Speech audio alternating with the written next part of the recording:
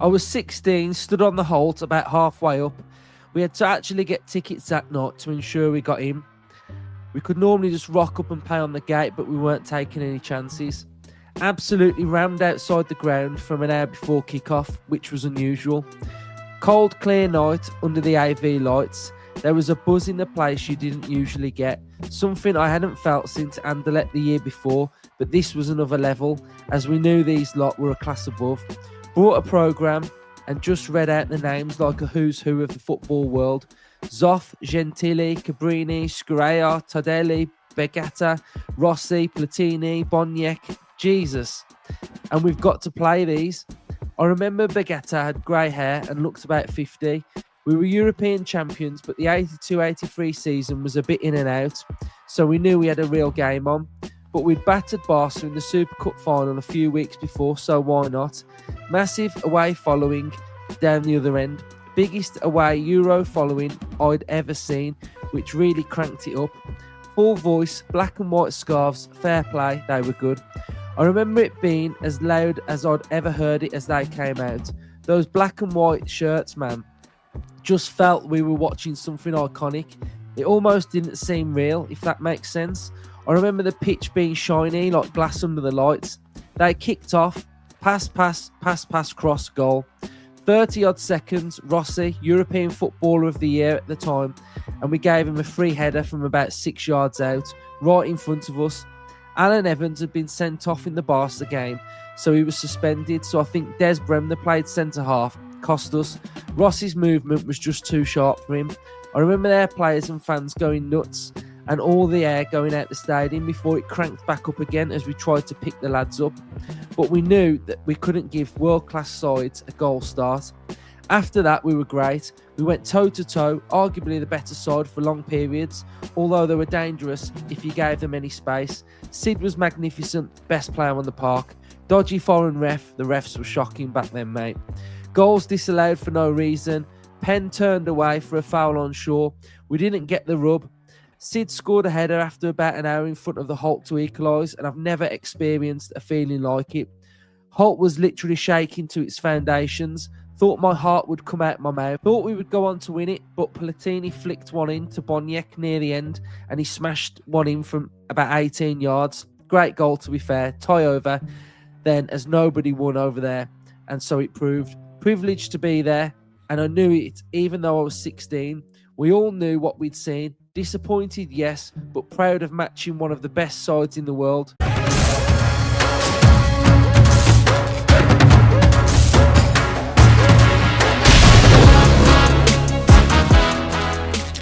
Hello and welcome back to Up the Villa. This is our Champions League preview. Aston Villa v Juventus. It feels big.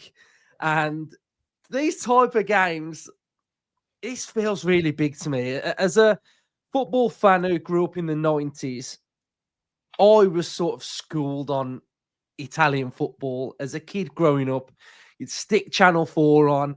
It would be on all day. So Italian football for me, there's just something about it that I just really like, and I've got that nostalgic value with it. And the fact that it's Juventus is absolutely massive. You know, one of the biggest teams in European football.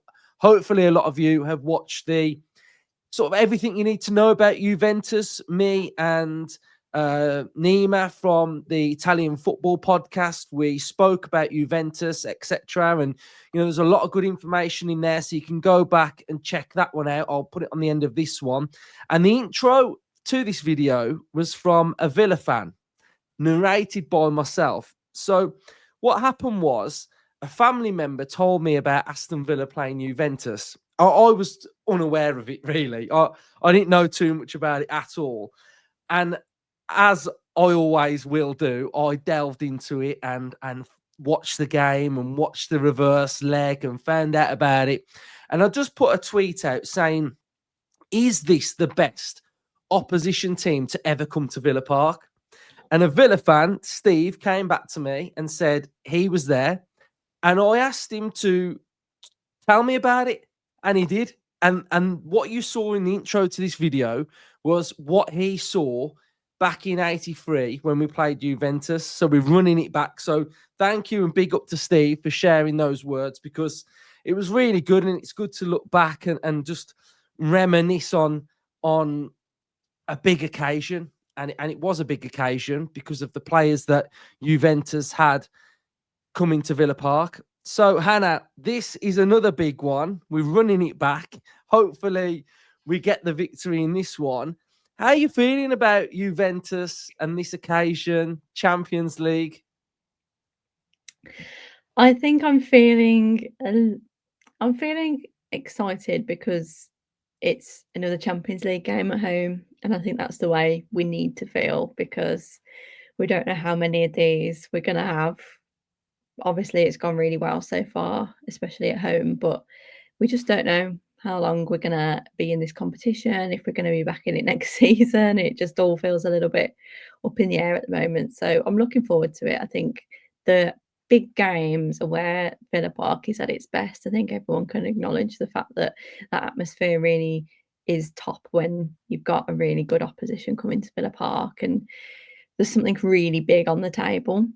Obviously, we want to win every game, but there's just something a little bit more special knowing you've got like a titan of European football coming to Villa Park. And look what happened earlier in the season when we had Bayern Munich visit. It was such a occasion. It was a spectacle, and I think that kind of was felt onto the pitch and it shook that team into life. And I think that's what we kind of need at the moment. I think we need some kind of occasion to kind of kickstart a little bit of form, a little bit of something in what's been quite like a subdued and dull month or so of watching Villa. So I think this type of occasion could be exactly what we need, and I think it'll be another good test, won't it, to see how far we can go in this competition. We're sort of now at the bottom of that pack that is automatically going to qualify for the last 16. So we want to stay in that really to minimise games, but also for the achievement of saying that we've automatically qualified in our first season back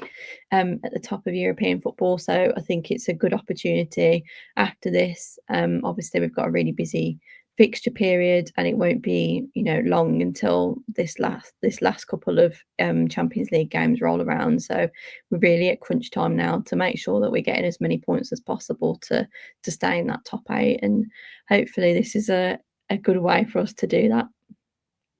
Yeah, definitely. I mean, we win this on 12 points with one game this year left, 2 next year, which sounds mad saying next year, but yeah, it's next year, Monaco and Celtic. Juventus are on 7 points, we're on 9. It's important if, we want to get in that sort of top 8 that put some distance between a team that's in and around us. Justin, that black and white kit at Villa Park, it's gonna hit a bit if they wear that kit. I know Lille played in the red kit and they wore their away shirt. I hope they wear their home shirt and not the away one. But yeah, what are your thoughts? Do you recall '83 Juventus, and how are you feeling this I'm game? old, but I'm not that old. Yeah, I was only 7, and my footballing journey hadn't really kicked off at that point, to be fair. So I've got no real recollection of that game. I have since, obviously, and yeah, I'm much the same as you. Italian '90, Italian football, Gazzetta dello Sport. I just back in the days when it was on Channel 4, like you referenced, I just wanted to be sitting on some cafe with him, watching, reading the paper and having his little coffee, talking about Gazza and David Platt. And yeah, Italian football is it's just special, isn't it? It's magical. Yes, it's had its problems over the last decade or so, but those names just roll off the tongue. And I think Italian football for me, after the Premier League, is a really special league and somewhere I'd like to go and see football at. And Juventus is right up there with the best of the best, isn't it? Famously got their kit from Notts County, I believe. That's where the black and white stripes came from back in the day. So seeing them rocking to Villa Park, when we all sat and watched the draw, I think the home games, they just couldn't have been any better, really, could they? And starting off with Bayern and what everything that means to Villa. But this one, I agree with you. This one really stood out for me, seeing an Italian club. I'd go back to the Inter Milan games at Villa. seen them come to Villa Park, and I went to both of those games, and they were special, special nights. And I think we've got to just forget everything else that's going on and just totally, totally embrace the moment on Wednesday. You know, live for now, live for this game, regardless what happens. Go and enjoy it. Go and just soak every moment in of the game on Wednesday. And if we can get a result, fantastic. But we've put ourselves in a wonderful position to progress. And it would be nice to not have those extra 2 games. But in another way, like you've both alluded to, we don't know how and when this could ever happen again. We hope it's going to happen multiple times. But part of me now is thinking, I don't mind an extra 2 games if we pull someone out the back that was really, really good. So I'll get the implications on the form and the fitness and extra games. I totally understand that. And I would take a top 8 now, but I also wouldn't be too disappointed with a couple of extra games either. No, I'm just loving the Champions League. I think it's amazing. I think it's so like magical, and you know, as a fan that's never witnessed us at the pinnacle of European football, then I think you have to, you can't not, and I do think Emery does separate competitions, and I think we kind of should do the same as well. Like, forget about the Premier League now. It's full focus on the Champions League. Like, embrace it, enjoy it. We've been doing really well, and we're still learning in Europe as well. We're a team that's only been back in Europe around a year. You know what we've been able to do and the growth that we've been able to have.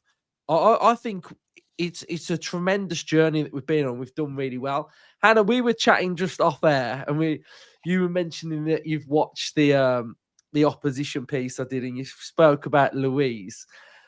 It looks like he's injured, so it looks like he's probably not going to play. If he was going to play, he'd probably be on the bench anyway, with the way it's been going. Are you a little bit surprised that that's sort of happened to him there, that he's not a first teamer, he's not flourishing, he's not a superstar in Serie A? I probably am surprised, yes, just because I rated him so highly when he was at Villa. I thought at his best last season, he could have got into any team in the Premier League, genuinely. And maybe that's my claret and blue tinted spectacles, but I do think he was in excellent form last season for Villa. He was integral for our kind of performances, both in the league. He obviously played pretty much every minute he possibly could across the Conference League and, you know, in the cups as well. So he was really like a linchpin of this Aston Villa side. And even just under Unai Emery, since he came in, like Douglas Luiz was one of the 4 or 5 names that you knew were going to be on the team sheet every week. He was our penalty taker. He was everything that we kind of wanted in that number 6. So when we knew we were going to sell him, I think I kind of came to terms with it being a financial decision. But what pained me was thinking, oh God, he's going to go on and be a star somewhere else. So from a really selfish perspective, I'm kind of quite glad that it's not worked out, because I'm thinking it would have hurt really bad to see him Brutal, go on and go and, you know, just absolutely smash it in another league. Because I really loved him at Villa, and I kind of was thinking, oh God, if he goes on and becomes like £100 million player, we're going to think, oh God, wish we kept him. But I am a bit surprised. I think it was probably a big pressure move for him, knowing that he had it quite good at a club in England. He was settled, had his family here, he's up sticks with his missus and tried to really make it work. And she's doing far better than he is. So, you know, the pressure's on. I think we know what it's like for a lot of players when they have a big move, and if they don't immediately hit the ground, fans can get on your back. It would be the same at Villa. And as soon as like a decision goes against him, like a red card or something, then you know that head's sort of going to drop and you think, oh, this is a terrible start. So it'll be interesting to see what happens to him for the rest of the season. Obviously, he's out For this game, I'm not actually too sure on the severity of his injury. I don't think it's too bad, so I'm sure he'll be back playing soon. But he's just not even really making the first 11, is he? So it'll be really interesting to see if he does turn it around, because we know he's got it in him. It's not like the Serie A or any other league in Europe is going to be more difficult than the Premier League. We know that in England you're playing at pretty much the best of the best. So it's not like he's took a step up, I would say. I think it's probably he is just struggling to adjust. He'd been at Villa for quite a number of years, hadn't he? So I am surprised, but selfishness aside, I do hope he kicks on at some point, because he is a great player and he deserves a good move. I do personally feel like some of it is the Unai Emery effect, and the way in which Emery coaches a lot of these players, and he gets the maximum amount of juice out of each player, that maybe without his guidance, he's just not quite there. That's the general vibe. And I think you'll probably see this with a few players that even play for Villa, that Emery can get the best out of them, and some of them might not reach that level if they ever move on to another team. That's just a little vibe that I've got. So I'm just going to talk 5-10 minutes now, just tactically, on what we can expect from Juventus, how they're going to play, what they're really good at. One thing about the Douglas Luiz situation is the fact that Juventus signed pretty much a whole brand new midfield, which means that Douglas Luiz is jostling for positions with some new players. So Juventus play in a 4-3-3 formation, which is very, very attacking with their fullbacks. It's attacking with their wingers. But what they do really well is they build up with possession through central midfield. They play a lot of passes. They play a lot of passes in their own half and building up into the halfway line. Cambiasso bombs forward. Absolute wonderful player for Juventus. The right back will do exactly the same. Yildiz is one of their best players, 19 years of age, absolute superstar. Him and Arda Güler are just going to be tearing it up for Turkey. They are incredible. So he's a massive threat. He can occupy these spaces. He's, final ball. He's really, really good. So we've got to be careful of that. Vlahovic hasn't been playing, but he's a doubt for this game. Their last game, they went with a false number 9 with Weston McKennie. Now, it's going to be interesting if that Weston McKennie plays, because I don't know one Villa fan that rates Weston McKennie. And when we were linked with him last summer, and I was saying, actually, I think he might be all right in our system under Emery, nobody was having none of it. So it'll be interesting to see what type of performance Weston McKennie puts in there if he plays in this position. But Vlahovic might be back, so we'll stick him in there as well. But the biggest threat for Juventus, and their biggest option, is in central midfield. Now, this central midfield works really well together. They sit in a bit of a triangle sort of shape, a little bit of an offset triangle. And what happens is within their midfield, Locatelli's at the base, who generally goes a little bit more to the right. Thuram goes to the left, and Kunt Myers will go to that right-hand side as well. And this is where their average positions generally are. So they're heavy in midfield. They're pretty dynamic, but their ability on the ball is very, very good. They overload the box with players. So once they're getting into advanced areas, there'll be players in the box. Cutbacks, they're really big on. We will get into in a second the area where Villa can hurt this team. And I kind of feel like a little bit like what Glasner was saying about how Palace is set up to play against Villa. I actually feel like we might be quite well suited to playing against this Juventus side. So if we take a little look at the average position and passing network over the last 3 Serie A games, you can see that what I was talking about with that defence, with that midfield too, that they are heavy with their possession and their passing within that area. The further up the pitch it goes, the less you're going to get. So you can see that the centre-backs to the left-back 51, we've got centre-back to centre-back 46. Cambiasso to Thuram, who's going to be playing on that left side of midfield at 34. So that's where you can really see a lot of their build-up happening. You can also see that their passing areas over the last 3 matches are very heavy on that left-hand side with Cambiasso, with Thuram, and with Yildiz as well. So Aston Villa's right-hand side has got to be locked in because that's the area that they're going to be trying to go down as well. Pressing, they can press, but they're not massive on this winning the ball back higher up the pitch. They've got 30 high ball wins over the last 3 games, and it's only led to 3 shots. So that should allow Aston Villa to have more time on the ball, a little bit more build up, because they're not actually like winning the ball back as much as what you'd expect them to be. And it's only leading to 3 shots. So hopefully on transition, we've sorted ourselves out. And then talking about those cutbacks, we've got box passes over the last 3 games, 16 successful, 13 key passes, 17 unsuccessful, and completed at 48.5, which is higher than what Aston Villa's is at. But the one area that I personally feel like Aston Villa will be able to exploit this team and get some joy is in this central area here.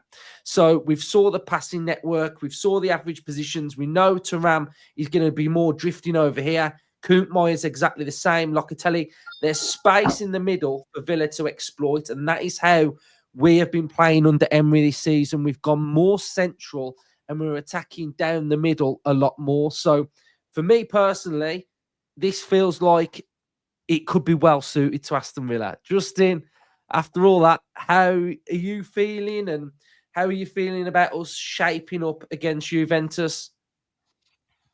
It's going to be really fascinating, isn't it? You know, if you said to me 9 key attributes of an Italian side, you'd say passing, defensively very good, which they are. I think they've only conceded 7 goals all season in Serie A. Technically very good team, lots of good players, dominate possession. All these things that make a very good Italian side, and they'll come to Villa and they'll be very confident, and they will get on the ball and they will slow the game down and they will try and frustrate the head out of us, and they will know exactly the form we're in, and they will know that if they can do all that, it will frustrate us, it will frustrate the fans, and they'll want to keep Villa Park very quiet. They will not want to let us get off to a flyer or get an early goal or anything like that. So they will try and just keep the ball, and they've got some very, very good technical players, aren't they? And then when they get into the final third, they've got players that can hurt us. So I think overall we've got to be very switched on and start very quickly and make sure that everything that has sort of gone away over the last few weeks, we're on it. But like you said earlier, you know, it's a new competition for us. So we can put everything else out of the way. We can just concentrate wholeheartedly on this. And I fancy that if we can get the midfield balance right, which I think is really important in this game, based on, you know, the strength they've got in that area. We've got players that can definitely hurt them, but we've got to get the balance of the team right. It's going to be very interesting who's fit and who plays in the double pivot and in the other 2 sort of midfieldish positions, which, you know, at our best we were playing 4 centre midfielders, weren't we? And I do wonder if personnel allows us to, whether we could maybe go back to that with sort of a forward and somebody off the forward. So all depends on who's fit, but we can definitely hurt them. We can definitely do well against them. It's just, can we lift ourselves above the malaise that we're currently in to put on a real good performance? And I think we can. I think they'll be ready for it. I think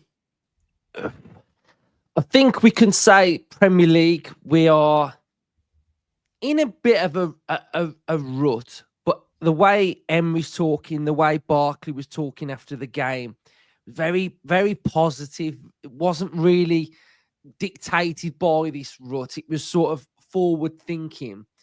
And I think that's just where they are. I think they know that the performances aren't at the right level because of mistakes.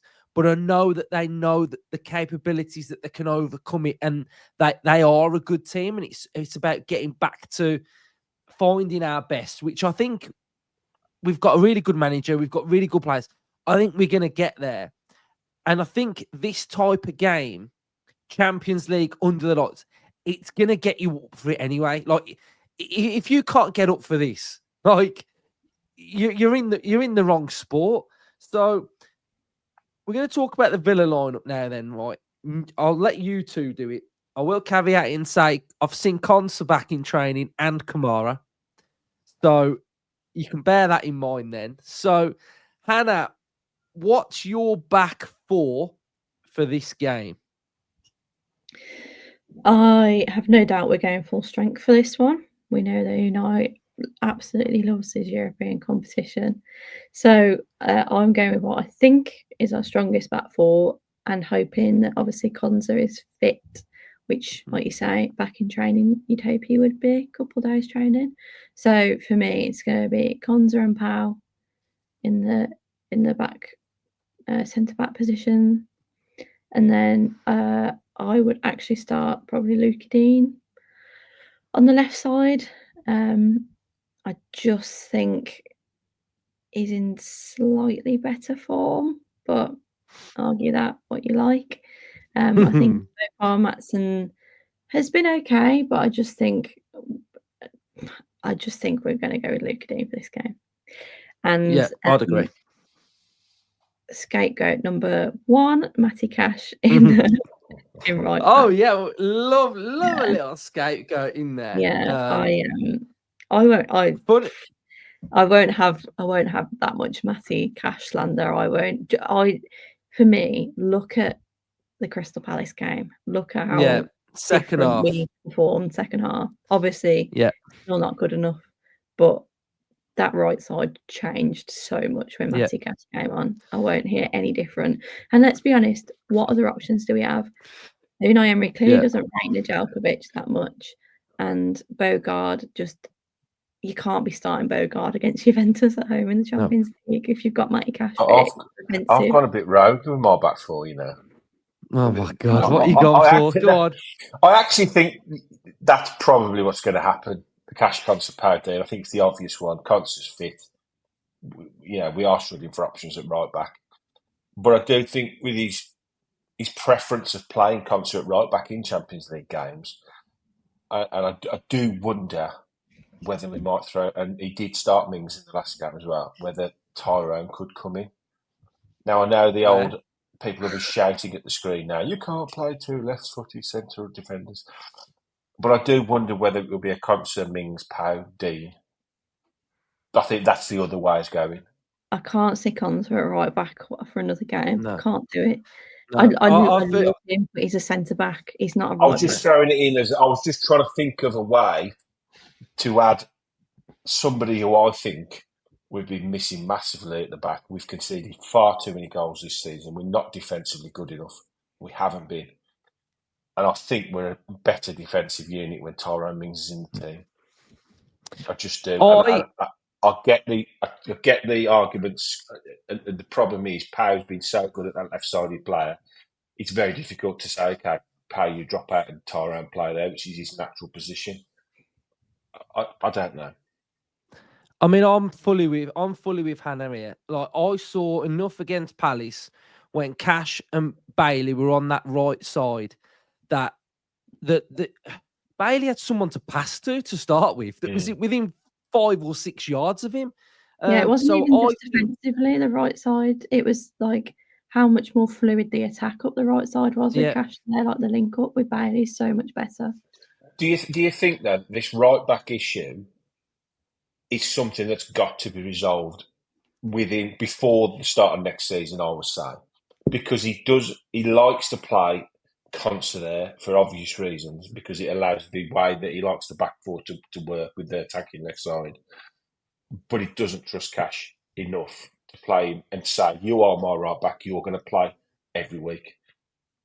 There's one of the issues that we've got in this 11 that we're seeing that's got to be resolved one way or another. You either bring a player in that can play that defensive right back role that's also solid centre, like I think I said it the other week, like a Kyle Walker type, who's very good at centre half, but he's also a very good right back. That type of player, I'm not saying him, or you say, Cash, you're our right back, you're going to play every week.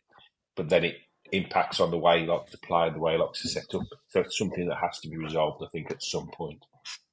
I mean, after the Palace game, I did a lot of studying, and me and Earl were talking we were talking a lot that night, and we were talking a lot the next day as well. And part of the problem for the right back, it's not even the defense. It's the protection that the defense is having from the rest of the team. So we picked up on something that I didn't really get to mention on the match preview. And I think this is really important. So if you look at the defense against Palace on Saturday, you've got your right back, whose average position was on the halfway line. You've got your left back, whose average position was in the opposition half. You've got Diego Carlos, who I think he's probably in the right position there. But the big problem was Pau Torres' position. Now, if you have a look at Pau Torres' position, look how far left he is. He's really far left. And look at his heat map of where he gets the ball. It's okay in his own half, but look where he's in the opposition half. Now, if he's going into that opposition half, look at the space that's behind him and that is around him. It's massive.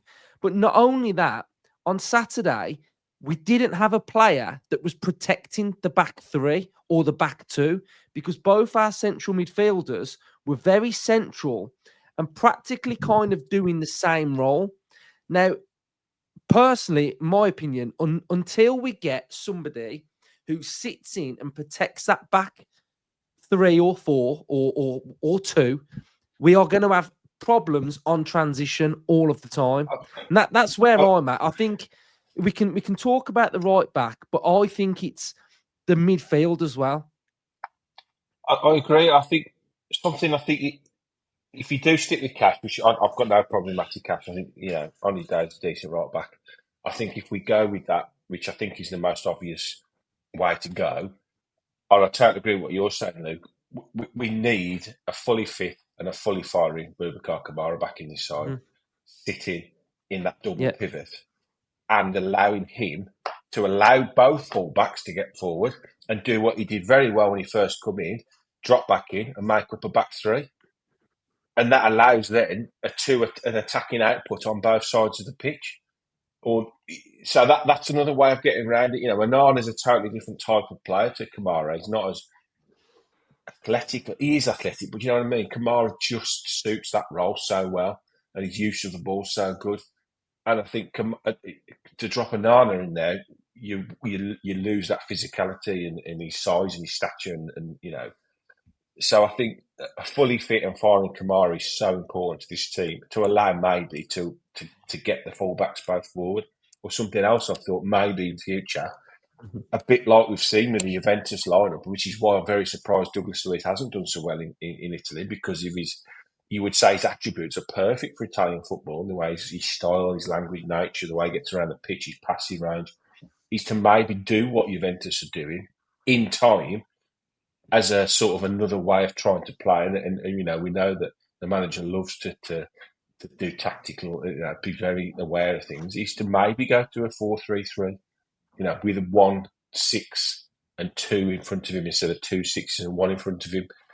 I don't know. Something will have to give at some point. Yeah, I think we just can't keep conceding the same goal time and time again. It's that exact same goal, and it's as if now teams have got this blueprint where they go, right, win it quickly in central midfield, wide player, run, ball over, ball through the channel, you're through on goal.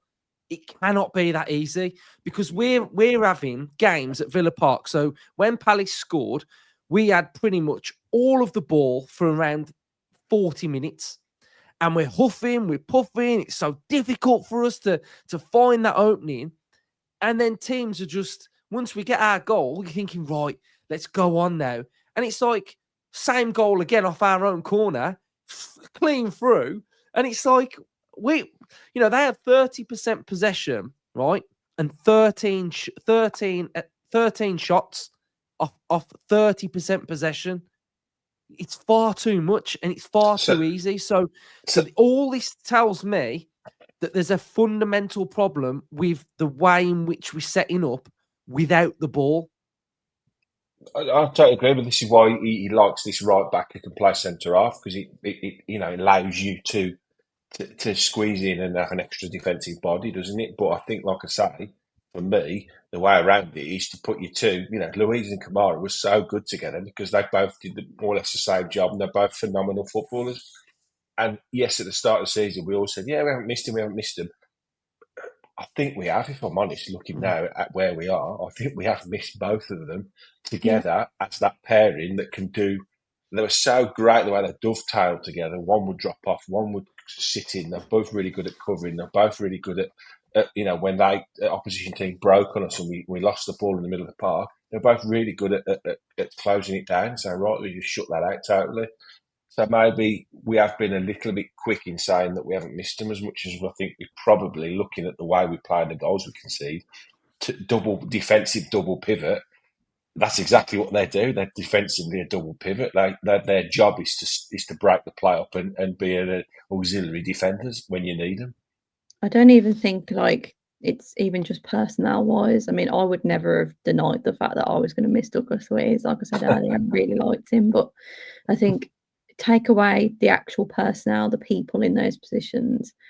Think about the consistency we had in the starting 11 last season. We had the same players that we just played pretty much every game, apart from the odd bit of rotation. Obviously, Kamara got injured around this time last year, but then even after that, we had Tielemans settled with Douglas Luiz, or we had a relatively settled team. And this season, it's chopping and changing all the time. And the weekend against Palace, you've got Tielemans and Barkley, who have we played them together before? I don't think we have, or if we have, they've not played many minutes together. And they're both so slow. We've got no pace. So if you've got two of these players who are playing, like Luke says, a very similar role, neither of them, I think, are naturally really defensive players. So they're already kind of adapting to this system, adapting to playing next to each other. And then they're being asked to have pace to get back to cover their defence. So you're kind of asking more and more and more of them. And I think players can only adapt so much to a system or to the team around them before you're just going to get exposed. And I think that's what's happening, is that we've got a lot of players coming in and out. We've got a lot of trying to make things work. We've got, trying to play Konza in right back. I don't see that it's worked. And then you're just adding more and more things that are changing each week. And I think what happened last season, is that we had a really settled style of play, mostly settled team, and we've lost a lot of that, I think. And I think we're noticing it now. The injuries helped us last season. Stupidly, because we had to play basically the same side every week, didn't we? At the time, we were saying, I can't believe we've got all these players out, but having a settled team. Well, I mean, look at when we played against Bruges in the Champions League, we brought Mings in, didn't we? We brought Matson played as well. We brought in players there. We played against Crystal Palace. We've got a brand new double pivot, Tielemans and Yuri. We've brought in Matson. We've brought in Bogard. When's the last time when we played the same back four 3 or 4 games in a row? It's constantly changing. And in football, the one thing you need is a settled back four. I look at Liverpool at the minute. It's Konate, Van Dijk, Tsimikas, Trent. Week in, week out, whatever the competition, it's that same back four. And I think, we've had injuries to Konsa, but if he's back, we've just got to keep playing this same back four now, because it's changing too much. And as much as we want this squad rotation with Digne and Matson, etc., I don't think it's helping really. So I just kind of want to see a settled 11 really. It's going to take us about 3 hours to get this team sorted. Well, I've already done it because we've gone off. Oh, you've already done it. Right, but I just want to know, Hannah, is there anything in there that you'd change? I don't think so. That's probably what I was going to pick. Again, Kamara, if he's fit, he has to come back in. We need, like Justin says, we need a fit, consistent Boubacar Kamara. I think that's one of the things we really, really miss. So he absolutely has to play if he's fit. Tielemans, I think, again has just sort of fizzled out the last couple of games, and I think it's because he's playing in a position that we probably don't want him to be in. I think ideally you want him paired next to a Kamara or even an Onana, just someone a bit different. And then, yeah, I think that front three, I really just want to see Bailey get a goal. I think it needs to happen soon. We're seeing it. He's getting close now, and I don't think he's getting close. I don't think he's playing really badly. He's just like fine margins away from it. But yeah, I think like we've touched on, we need a bit of something to be settled, because the other thing is you need those players to come in, and even if at first we're still not quite clicking, you need to keep playing them to build the momentum and build the consistency and to play them into form at this point, because clearly the rotation and the coming in and out and trying different things we're just so unsettled, and I think that's why we're conceding so many goals and we're not scoring enough to counterbalance it like we were at the start of the season. So we've got to get some kind of chemistry going with the team to start scoring as well as not conceding. And I do kind of feel like that ties in with a couple of the little niggly injuries we keep getting, such as Ramsey, Kamara, Onana. You know, two of those haven't played much football in the last year to 7 months.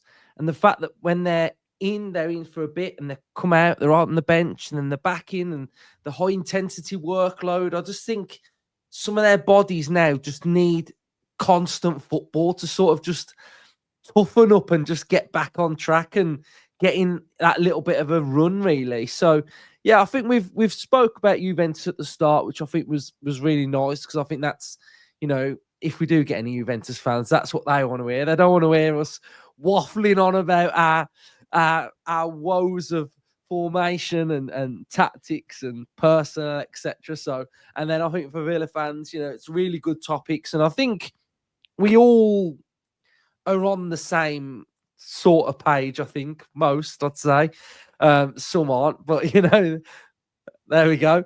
But yeah, so I think most are on the same page, and I just want to say, just enjoy the game, and yeah, hopefully it's a good one. So we'll do score predictions and then we'll go. I think we are going to win, and I'm going to go 2-1. I think we're going to win 2-1. We'll concede our first goal at home. So Justin, what are you going with? I'm really going to win. I can't predict anything else. I just think it's time for us to get back on a winning streak, and there's no better time to do it than Juventus at home in the Champions League. Love it. Hannah? Yeah, I'm going 2-1 as well. I think, yeah, we're going to concede a goal because that's what we do, but I'm manifesting positivity, so we're going to win. And yeah, I think if we win Wednesday night, morale, mentality on and off the pitch, we have a new moment. Yeah. Up the Christmas tree. up the Christmas tree. My daughter did it with me. She loved it. So that's Georgie's handiwork. I think we need to get some batches in the little lights. But yeah, everybody's got a bit of a tinsel as well. So yeah, up the Villa. Up the Villa.